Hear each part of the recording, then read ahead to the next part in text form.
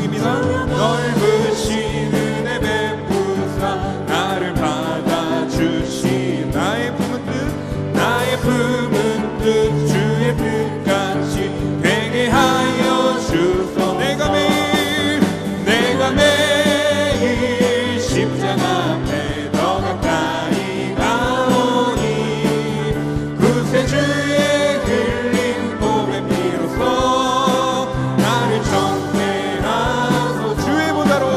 주의 보좌로 나아갈 때에 어찌하니 기쁠까. 주의 얼굴을 항상 배우니 더욱 친근함이. 내가 매일 십자가 앞에 더 가까이 가오니 구세주의 흘린 봄의 피로써 나를 정죄하소서. 우리 구주의 넓은 사랑을 증명할 자 없으며 주가 주시는 참된 기쁨도 헤아릴 수 없고. 내가 매일 십자가 앞에 더 가까이 가오니 구세주의 흘린 봄의 피로써 나를 정죄하. 4절 한 번 더 찬양하겠습니다. 우리 구주의 넓은 사랑을 증명할 자 없으며 주가 주시는 참된 기쁨도 헤아릴 수 없고. 내가 매일 십자가 앞에 더 가까이 가오니 구세주의 흘린 봄의 피로써 나를 정죄하. 내가 매일 십자가 앞에 더 가까이 가오니 구세주의 흘린 봄의 피로써 나를 정죄하소서. 우리 하나님께 영광의 박수 드리겠습니다.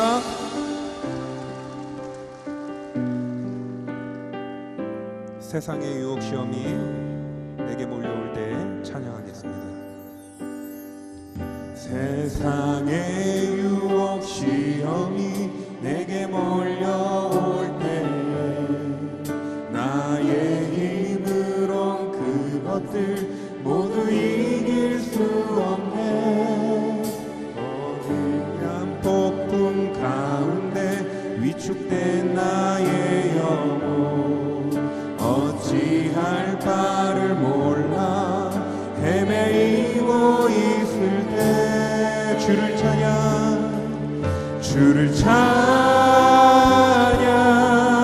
손을 들고 찬양. 전쟁은 나에게 속한 것 아니니 주를 찬양 손을 들고 찬양. 전쟁은 하나님께 속한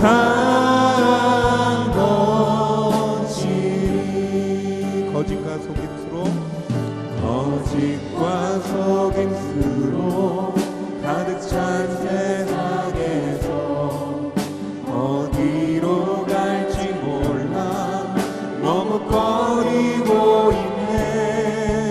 공중의 권세 잡은 자 지금도 우리를 실패와 절망으로 넘어뜨리려 하네. 주를 찬양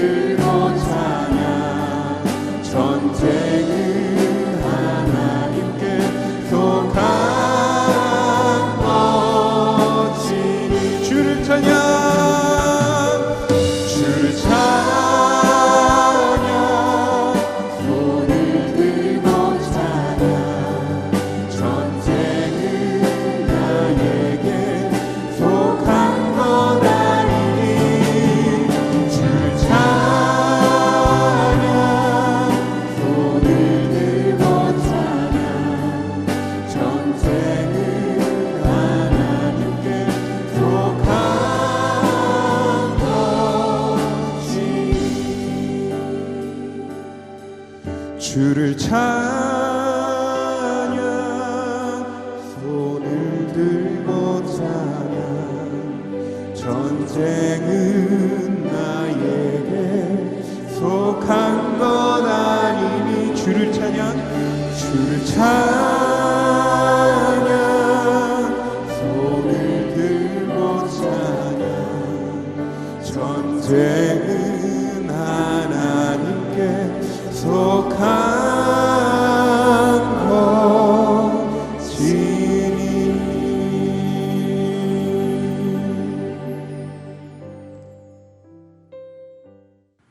이 시간 온라인으로 3일 기도에 참여하시는 모든 성도님들에게 하나님의 은혜가 함께 하시기를 진심으로 소망합니다. 오늘 하나님의 말씀은 시편 139편 7절로 12절까지의 말씀입니다. 제가 봉독해 드리겠습니다. 내가 주의 영을 떠나 어디로 가며 주의 앞에서 어디로 피하리이까? 내가 하늘에 올라갈지라도 거기 계시며 수월에 내 자리를 펼지라도 거기 계시니이다.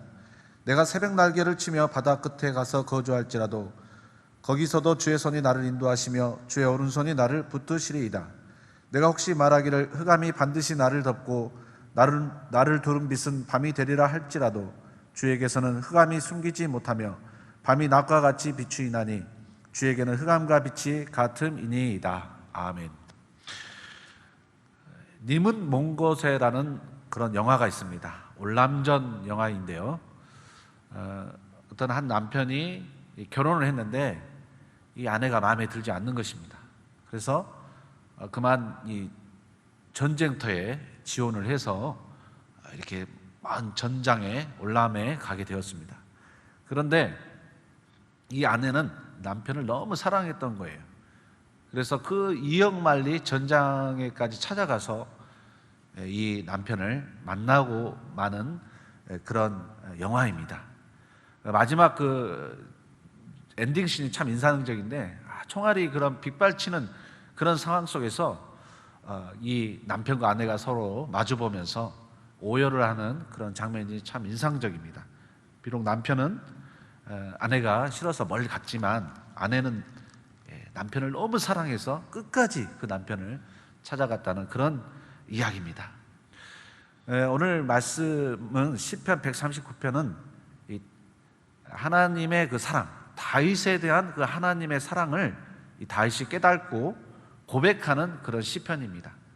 다윗이 어디에 있든지 간에 어떤 상태에 있든지 간에 나를 사랑하시는 그런 하나님의 사랑을 노래하고 있는 그런 시편입니다. 이 다윗이 특별히 어려움에 빠진 적이 아주 많았는데요. 그 중에서 대표적인 것은 사울에게 쫓겼을 때입니다. 사울 왕에게 왕이자 장인 되시는 그 사울 왕에 쫓겨서 이렇게 멀리 유대 광야의 숲속에 숨었을 때였습니다. 그때가 상당히 힘들었던 때였습니다. 그런 어려움에 처해 있던 그곳에서 다윗은 하나님의 사랑을 발견했죠. 다윗이 그 도망간 곳은 유대 광야 중에서도 엔게디 숲이라는 곳이었습니다. 아마 화면에 그 엔게디 숲, 엔게디 광야가 나오게 되는데요. 이렇게 황량한 곳이 바로 다윗이 사울을 피해서 숨었던 그 황량한 그런 유대 광야 끝편이었습니다. 이곳에서 사실은 다윗은 굉장히 외롭고 쓸쓸함을 느꼈을 것입니다. 그런데 그런 가운데 다윗이 하나님의 그 사랑을 경험한 것이에요. 그런 환경적으로 굉장히 쓸쓸하고 외롭고 힘든 그런 상황 속에서 그곳에서 변함없이 자신에게 임재하시는 그런 하나님의 사랑을 맛보게 되었다는 것입니다. 그래서 그 사랑을 노래하고 있는 것입니다. 오늘 말씀 9절에서 10절까지의 말씀입니다. 제가 한번 읽어보겠습니다. 내가 새벽 날개를 치며 바다 끝에 가서 거주할지라도 거기서도 주의 손이 나를 붙드시며 주의 오른손이 나를 인도하시리다. 마치 바다의 새 한 마리가 새벽 날개를 치며 저 바다 끝에 있는 외로운 섬에 가서 거할지라도 여러분 생각해 보십시오. 바다새 한 마리가 누가 주목하지도 않잖아요. 근데 그 바다새 한 마리가 새벽에 날개를 치며 저 멀리 있는 그 외로운 섬에 가서 그 절벽에 앉아 있어요. 그런데 그곳에서도 주님이 함께 계시고 주의 손이 인도하신다는 것입니다. 다윗이 자신의 처지와 또 그곳에 임하신 그 하나님의 사랑을 노래하고 있는 것입니다. 이렇게 엔게디 그 광야에서, 엔게디 숲속에서, 그 외로운 곳에서 쓸쓸하게 자기가 숨어 있지만 그러나 그곳에서까지도 하나님의 사랑, 하나님의 임재를 누리고 있다는 그런 고백을 지금 다윗이 하고 있는 것입니다. 예전에 그 몽골 선교사님에 관한 이야기를 제가 들은 적이 있습니다.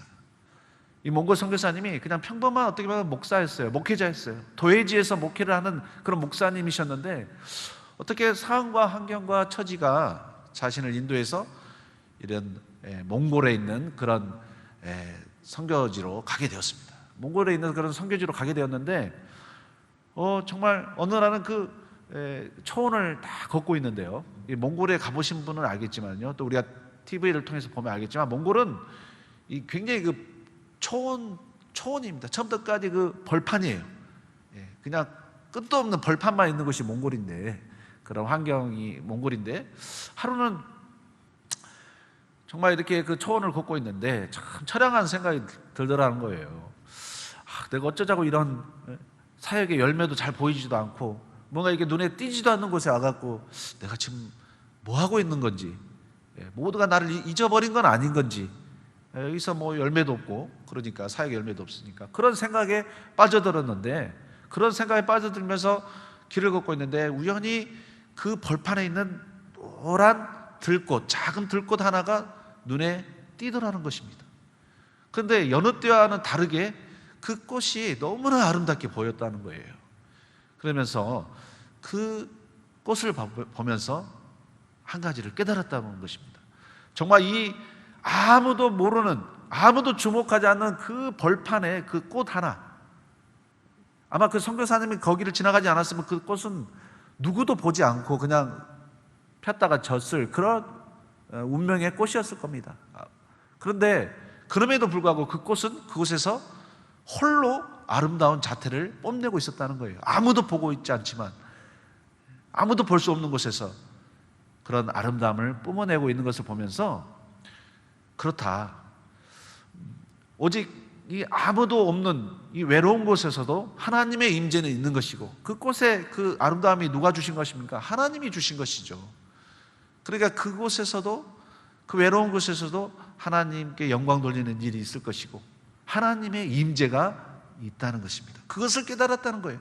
자기가 아무도 모르는 그런 선교지에 와서 그렇게 주님을 섬기고 사역을 하고 있지만, 그러나 그곳에서 또 변함없는 하나님의 임재가 있는 것이고 변함없는 하나님의 사랑이 있다는 것을 이 꽃 하나를 통해서 깨달았다는 것입니다.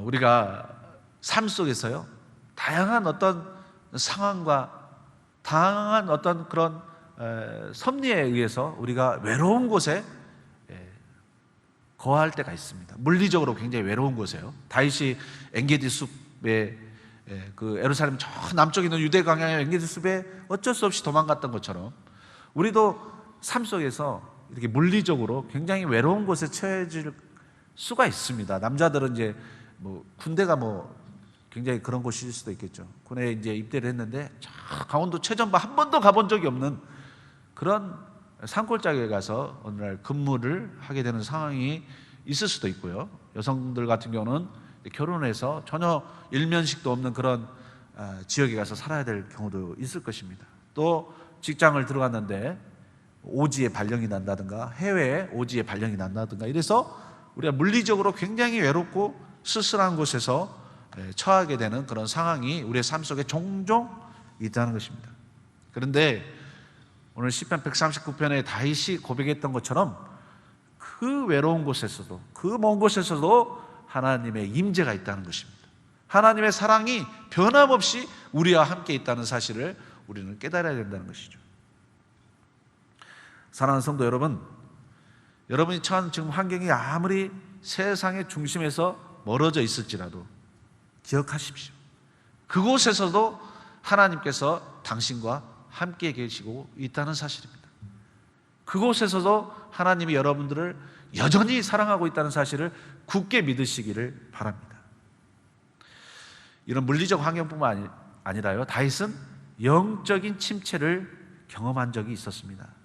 오늘 말씀 11절과 12절 말씀입니다. 제가 한번 읽어보겠습니다. 내가 혹시 말하기를 흑암이 반드시 나를 덮고 나를 두른 빛은 밤이 되리라 할지라도 주에게서는 흑암이 숨기지 못하며 밤이 낮과 같이 비추이나니 주에게는 흑암과 빛이 같음이니이다. 다윗은 오늘 말씀 보면 흑암이 나를 반드시 덮을 것이다, 나의 빛은 밤이 되리라라고 불길한 예언을 하고 있습니다. 이 다윗의 영적 상태를 이야기해 주는 것이죠. 왜 이런 이야기를 했을까요? 다윗이 죄책감에 시달릴 때 이런 이야기를 한 것입니다. 나는 밤이 될 것이다, 나의 빛은 어두워질 것이다, 흑암이 나를 덮고야 말 것이다. 영적인 침체기였습니다. 죄악으로 인해서, 그가 범한 죄악으로 인해서 그가 영적으로 깊이 침체되었을 때 이런 이야기를 한 거예요. 흑암이 나를 덮고 나의 빛은 밤이 되리라, 그런 고백을 했습니다. 그러나 그런 영적인 어둠 가운데 있을 때에, 그러나 오늘 말씀 12절을 보면 주에게서는 흑암이 숨기지 못하며 밤이 낮과 같이 비추겠다. 주에게는 흑암과 빛이 같은 것이다. 이게 흑암도 밤도 주님 앞에서는 그게 소용이 없다는 거예요. 밤도 낮이 되고 흑암도 빛이 된 것이다. 무슨 말씀입니까? 다윗이 영적으로 굉장히 침체되어 있을 때, 우울감에 빠져 있을 때, 죄책감에 빠져 있을 때에도 하나님께서 자신의 영혼에 빛을 비춰 주실 것이다, 나를 건져 주실 것이다, 그런 고백을 하고 있는 것입니다. 이런 영적인 침체기, 또 우울감, 죄책감, 그러니까 우리가 꼭 물리적으로 멀리 떨어져 있는 그런 상황이 아니라 내 내면에서 내가 다운될 때, 어두워질 때, 그때에도 하나님의 사랑이 여전히 나에게 임재할 것이라고 다윗은 고백하고 있는 것입니다. 우리가 우울감에 빠지는 사람 건지기가 굉장히 힘들잖아요. 그러나 하나님은 그 어둠, 영적인 어둠 속에서도 뚫고 들어와서 밤을 낮과 같이 비추고 흑암의 빛을 비춰주시지, 우리 하나님께서는 이 어둠에 있는 자들을 건져주신다. 다윗이 그것을 경험했다는 것입니다. 자신의 죄악 속에서 굉장히 어둡고 침침한 그 방황을 하고 있었을 때 하나님께서 자에게 빛이 되어주셨다라는 고백을 하고 있다는 것입니다. 우리는 예수님의 제자 중에 베드로의 그런 상황을 보면서 이렇게 영적인 침체기에 빠져있는 성도에게 찾아오시는 하나님의 사랑을 또 발견할 수 있습니다. 베드로가 어떤 사람이었습니까? 예수님의 제자였습니다. 그것도 수제자였습니다. 그런데 베드로가 그만 그 스승이자 주님 되신 예수님을 3번이나 부인하는 그런 죄를 저질렀습니다. 아주 심각한 죄죠. 신인을 저버리는 심각한 죄를 저지른 것입니다. 그래서 베드로는 그 죄를 저지르고 나서 굉장히 영적으로 다운됐습니다. 영적인 침체가 빠졌습니다. 죄책감에 사로잡혔습니다. 뭘 할 의욕이 생기지 않았어요. 그런 심각한 죄 문제가 있었기 때문에, 스승을 부인하고 배신한 죄가 있었기 때문에 일어날 수가 없었습니다. 마음으로 일어날 수가 없었어요. 그래서 고향 갈릴리로 가서 예전 생활로 돌아간 거예요. 우리가 영적인 침체기에 빠질 때 어떻게 됩니까? 옛날 과거의 그 습관대로 돌아가는 경향이 있지 않습니까? 베드로가 그런 상황이었습니다. 영적인 침체기에 빠졌을 때 그는 갈릴리 바다로 가서 예전의 그 직업, 나는 고기나 잡으면서 이제 살아야겠다, 뭐 하나님 나라 확장이고 복음 전파고, 나는 그거 안 돼. 영적으로 이렇게 침체해서 갈릴리 바다로 갔었습니다. 그런데 그런 영적인 침체기에 누가 먼저 찾아오셨습니까? 부활하신 예수 그리스도께서 그 갈릴리 바다까지 먼저 찾아오신 것입니다. 베드로를 용서하실 뿐만 아니라 위로해 주실 뿐만 아니라 새로운 사명을 주신 겁니다. 땅끝까지 가서 내 증인이 되리라, 모든 민족에게 주를 전파하라, 내 양을 먹여라, 내 양을 돌보라, 새로운 사명까지 주신 것입니다. 영적인 침체에 빠져있던 베드로에게 주님이 친히 먼저 찾아가서, 베드로가 예수님을 찾아간 게 아니에요. 부활하신 예수님이 베드로를 찾아간 거예요. 다운되어 있는, 도저히 헤어나지 못하는 그런 베드로에게 예수님이 먼저 찾아가 주셔서 위로해 주시고 새로운 소명을 맡겨주고 있습니다. 또 한 분의 사례를 더 드려볼까요? 구약에 엘리야 선지자가 있었습니다. 이 엘리야 선지자도 심각한 영적인 침체기가 있었어요. 그가 850명의 이방 선지자들과 제사장들과 이방 제사장들과 그 영적인 대결에서 승리하고 났을 때에 그 이세벨이라는 그 악한 왕비가, 그 사악한 우상숭배 제사장의 그 딸인 그 이세벨 왕비가 엘리야를 죽여야겠다 이런 소리를 하는데, 그 소리를 그냥 듣고 낙심이 되었어요. 평상시 같으면 낙심이 안 됐을 텐데 아마 굉장히 하나님의 능력을 발휘하고 그러고 나서 약간 소진된 상태에서, 영적이나 육체적으로 소진된 상태에서 그 말을 들었기 때문에, 이세벨 그 왕비의 살해 협박을 들었기 때문에 굉장히 다운돼 버렸어요. 영적으로 굉장히 디프레스가 돼버린 겁니다. 그래서 이 엘리야가 그만 굉장히 우울감에 빠져서 광야로 또 도망갑니다. 광야로 도망가서 그 로덴 나무 밑에서 누워서 잠이 들어요.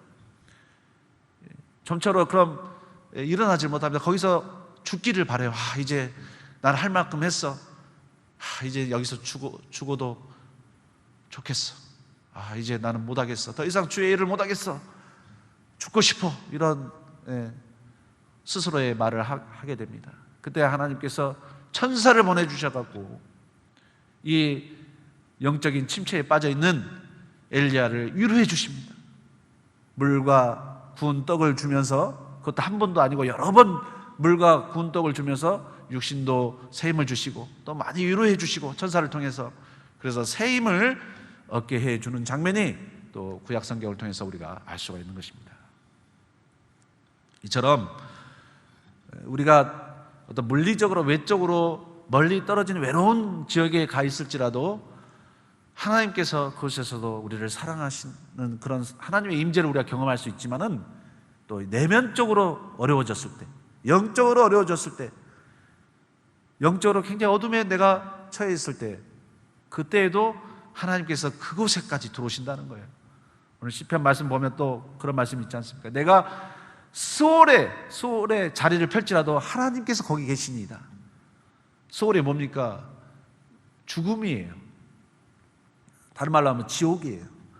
내가 죽음 같은 곳에 처할지라도 하나님께서 그곳에서 오셔갖고 나를 붙드실 것이다고 다윗은 고백하고 있지 않습니까? 내가 새벽 날개를 치며 바다 끝에 가서 거할지라도 주님께서 나를 붙드신다는 것입니다. 흑암이 나를 붙들고 내 빛이 어두워질지라도, 그런 어두운 상황 속에서도 하나님께서 나를 건져내 주신다는 것이죠. 그런 말씀입니다. 코로나19 사태가 만 1년간 지금 지속되고 있습니다.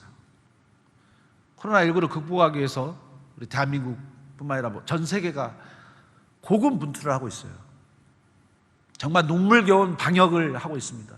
여러 가지 집합금지, 또 개인위생, 국가적인 그런 방역 철저하게 하고 있고 고군분투를 하고 있습니다. 그런 고군분투를 하고 있는데 얼마나 노력을 많이 하고 있습니까? 교회도 얼마나 많은 노력을 하고 있습니까? 어떻게라든지 교인들의 그 신앙을 떨어지지 않기 위해서 비대면 온라인 예배로 또 여러 가지 영상 콘텐츠를 개발하고, 또 모이지 못하니까 다른 방법을 통해서 교회의 어떤 그 교제권을 형성하고 하나님의 사랑을 전하고 정말 많은 노력을 하고 있습니다. 박수를 쳐주고 싶어요. 우리나라 국가질병관리본부, 또 여러 가지 또 관계자들, 또 우리 교회 사역자들, 성도들 정말 박수 쳐주고 싶습니다. 그러나 우리는 꼭 기억해야 될 것은 우리의 인간적인 어떤 노력 그 이면에 나를 그만큼 사랑하시는 하나님의 그 사랑, 하나님의 임재를 경험할 수 있어야 됩니다. 우리가 인간적인 노력으로, 인간적인 분투를 통해서 이렇게 하나님께 다가가는 것이 아니라 그 이전에 그런 것들을 통해서 나를 끝까지 사랑해 주시는 하나님의 섭리를 우리는 기억할 수 있어야 된다는 것이죠.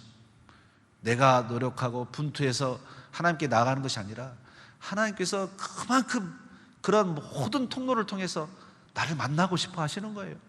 나를 위로해 주고 싶어 하시는 거예요. 하나님의 열심이 있는 것입니다. 항상 거기 계시는 주님이시죠. 코로나19 아니 그 이상 그 무엇 힘든 상황이 올지라도 하나님의 그 상황을 뛰어넘고 그곳에서도 거기에서도 우리를 사랑하시는 그런 하나님이신 것입니다. 그 하나님을 이 어려운 역경 속에서 우리가 발견할 수 있어야 되는 것입니다. 사랑하는 성도 여러분, 2021년 새해가 밝았습니다. 올 한 해 우리는 기쁠 때도 있고 슬플 때도 있을 거예요. 건강할 때도 있고 몸이 조금 약해질 때도 있을 것입니다. 그러나 오늘 시편 139편 말씀을 통해서 우리가 꼭 기억해야 될 것은 하나님의 사랑이 거기에도 계신다는 거예요.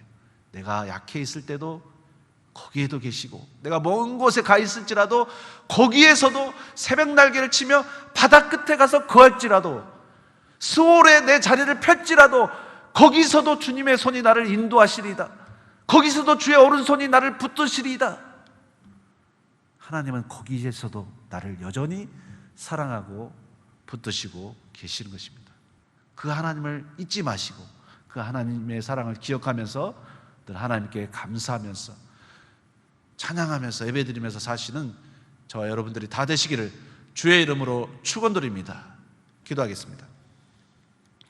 아버지 하나님, 코로나19 가운데 우리가 여러 가지 어려운 가운데서도 분투를 하고 노력을 해서 극복해 나가는 그런 모습이 있었습니다. 그러나 그 이면에 하나님의 사랑이 먼저 있었음을 우리가 고백합니다.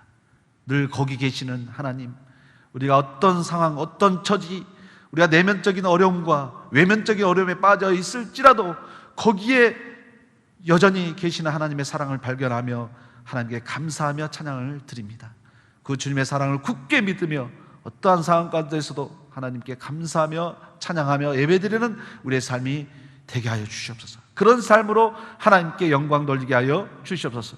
이 모든 말씀을 예수님의 이름으로 기도하며 이제는 우리 구주 예수 그리스도의 은혜와 크신 아버지 하나님의 사랑하심과 성령님의 감화 감동 교통하심이 이제 어떤 상황 어떤 처지에서도 여전히 우리를 사랑하시는 그 하나님을 굳게 믿으며 살기 원하는 여기 함께 예배드리는 모든 성도들과 그들의 가정과 자녀들 산업 위에 이제부터 영원토록 함께 하옵시기를 간절히 축원하옵나이다. 아멘. 이제 자막에 나오는 그런 기도의 제목을 가지고 함께 기도로 나아가겠습니다. 기도하겠습니다.